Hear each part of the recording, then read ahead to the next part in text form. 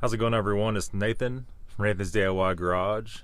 Today I'm going to show you how to properly service your BMW power steering fluid. Okay, so here we are on the hood of a M52. This is a 528. Now this is going to be the same for all the e39, all the e46, all the e53 X5s, e90, e60, just almost everything is going to have the same tank, the same procedure. So we're going to look in here, and what we're going to see is the reservoir. Now this car doesn't have any problems with this, but a lot of them I get in, the steering wheel is hard to turn, it's kind of jerky. When you turn, it's not smooth, and the first telltale signs of something's going on is you can see all the oil around the top of the reservoir. This one's actually been wiped off not too long ago, so it was way worse than that.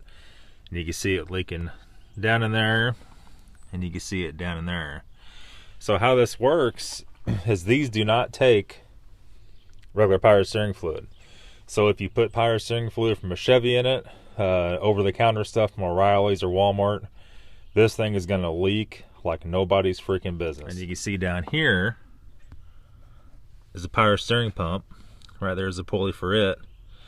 And what's going to happen if you run the thinner fluid in it, eventually it's going to run that pump.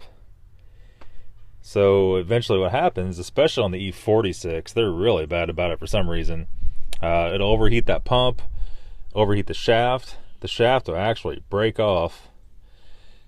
It won't leak out of the pump, and the shaft will be broken. It'll be spinning the pulley, but not the pump. And you won't have any power steering at all. There'll be no noise, no warning. You'll just be driving. It'll do it all at once. There's a couple things here to watch out for. On the bottom of the reservoir, there's a rubber hose. There's actually two of them that go to the bottom of it. They have the one-time use clamps on them you cannot take off.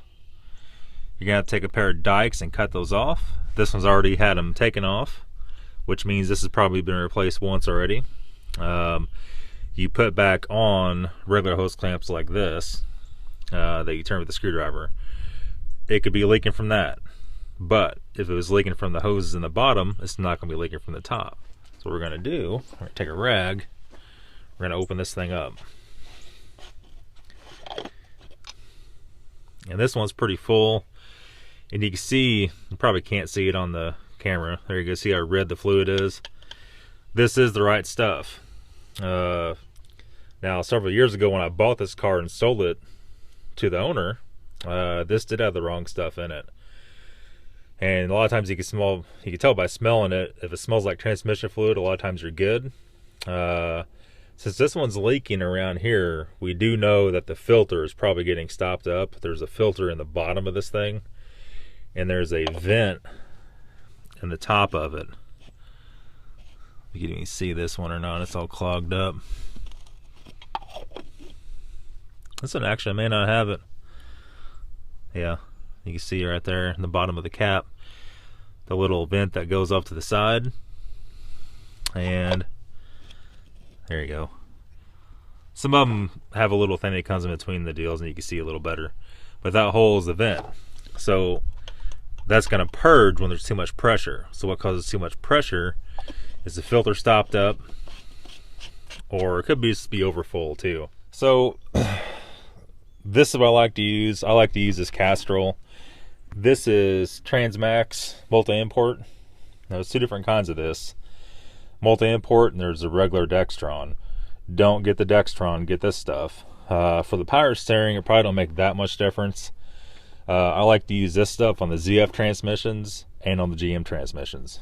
Believe it or not, this stuff has worked better than anything I've ever used before, and it's $5.50 a quart, not $9, $10, $15 a quart. You can see here it has a pump, looks like almost like a hand lotion pump.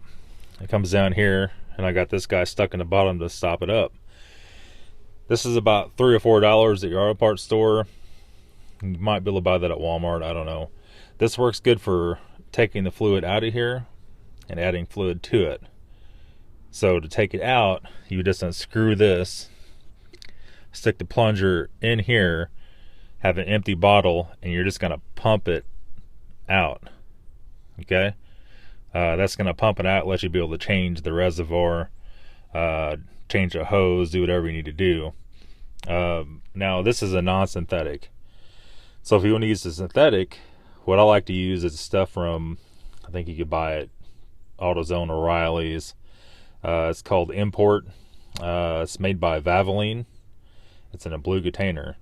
It's $7 a quart, which isn't that bad for having full synthetic. You could use that in the transmission. You could use either one of the transmission. I found there's no difference from this to the synthetic, other than transmission wise, the synthetic will last longer. All these transmissions, whether it's a ZF or if it's the GM, I like to change them about every 40,000 miles. Now I've been using this, I don't even know how many cars I put this stuff in, and it's always done really well. It almost seems like it might last longer than the ZF brand stuff, and it's a hell of a lot cheaper. So this is a topic I get a lot. This morning I got a message from Turhan. He was asking me questions about his power steering problems, about being hard to turn. So he went through and I walked him through how to do that. Hopefully he has that thing figured out. I get this probably every 2 or 3 days. Somebody asks me about this or what transmission fluid to use. So anyway, if you like today's video, give it a thumbs up, leave a comment, subscribe. Also look me up on Facebook, Instagram, and Twitter, Nathan's DIY Garage. Thank you.